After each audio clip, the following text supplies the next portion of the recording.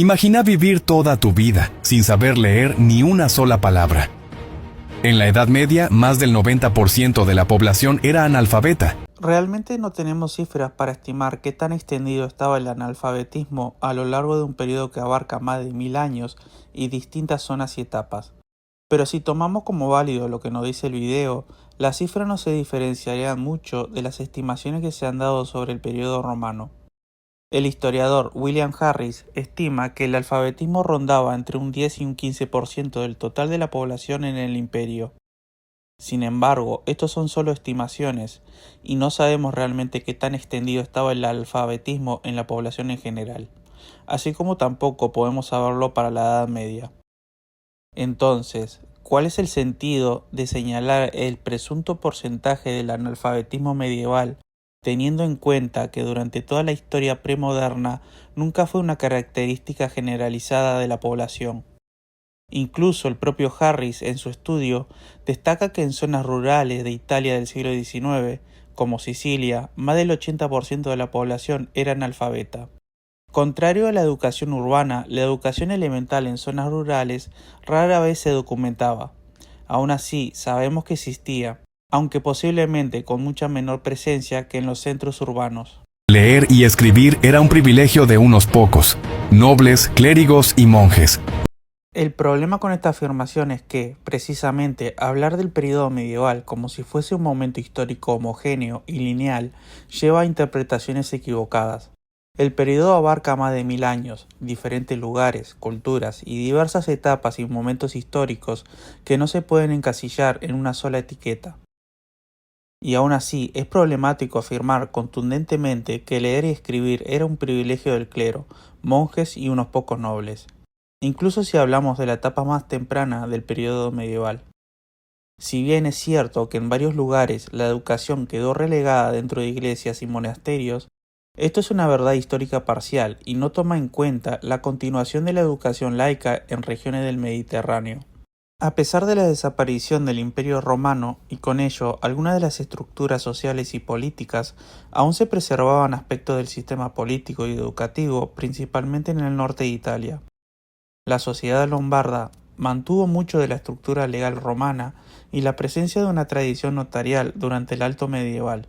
Marco Mostert, profesor de Historia Medieval de la Universidad de Utrecht, argumenta sobre la presencia del alfabetismo práctico fuera del ámbito clerical, señalando el hallazgo de instrumentos de escritura posiblemente usados por granjeros y comerciantes en la ciudad de Utrecht, que datan del siglo VII. Los libros estaban en latín y eran tan caros que uno solo podía costar lo mismo que una casa. Por eso el conocimiento se pasaba oralmente, leyendas, historias, hasta las leyes, todo de boca en boca. No sabemos hasta qué punto el alfabetismo estaba extendido entre los campesinos, ya que el pergamino era costoso de producir, por lo que se recurría a otros materiales más accesibles, pero frágiles, que con el tiempo podían desaparecer. La carta de corteza de abedul, encontradas en Nóvgorod, que datan del siglo IX al XV, fueron escritas por campesinos y se preservaron gracias a las singulares condiciones del suelo de la región. En una de ellas están los dibujos y los ejercicios del alfabeto de un niño de 7 años. Esto no demuestra que el alfabetismo fuese algo generalizado en la población, pero desmiente la enorme exageración y el estereotipo que existe sobre una sociedad completamente analfabeta. Aunque la gran mayoría de los libros estaban en latín, otros muchos también estaban en otros idiomas, como el inglés, el nórdico y el alto alemán antiguo, el eslavo e irlandés. Famosos son los poemas anglosajones, como la épica de Beowulf o las sagas irlandesas e islandesas.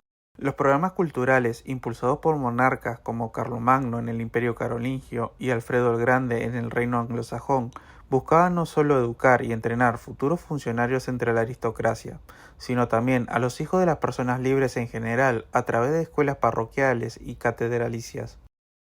Un ejemplo es la mención del obispo Badurad de Paderborn, admitiendo a estudiantes de condiciones humildes en sus escuelas.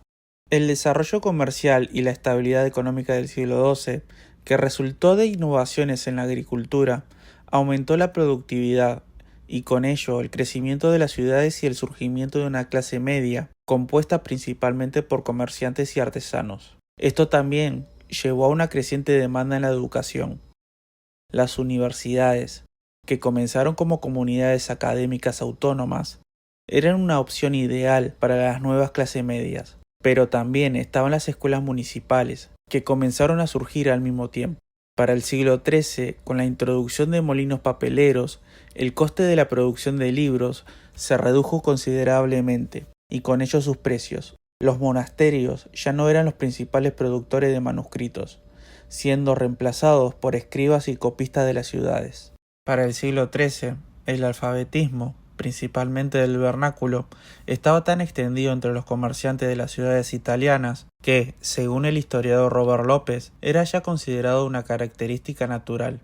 En el siglo XIV, Giovanni Villani reportaba que alrededor de 10.000 niños y niñas estaban aprendiendo a leer y escribir en las escuelas.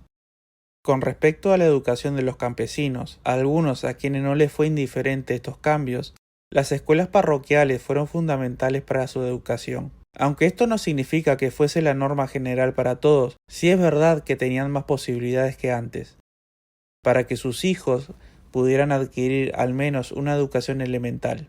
Para Mark Amsler, profesor de literatura medieval, el alfabetismo y la educación eran más accesibles y deseables entre los campesinos libres que antes. Incluso hubo aquellos que se permitían enviar a sus hijos a continuar sus estudios en colegios y universidades. En los 70 años posteriores a la fundación de New College de Oxford en 1379, la mitad de los estudiantes que se admitieron pertenecían a familias de pequeños propietarios rurales.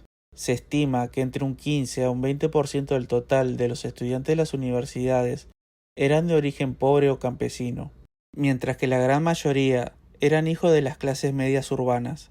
Si tomamos en cuenta que para ser admitido en una facultad de artes liberales se debía tener al menos conocimiento básico de gramática y aritmética, tendríamos que pensar que la educación y por tanto el alfabetismo estaba mucho más extendido entre los campesinos medievales de lo que realmente creemos, y eso ya es bastante.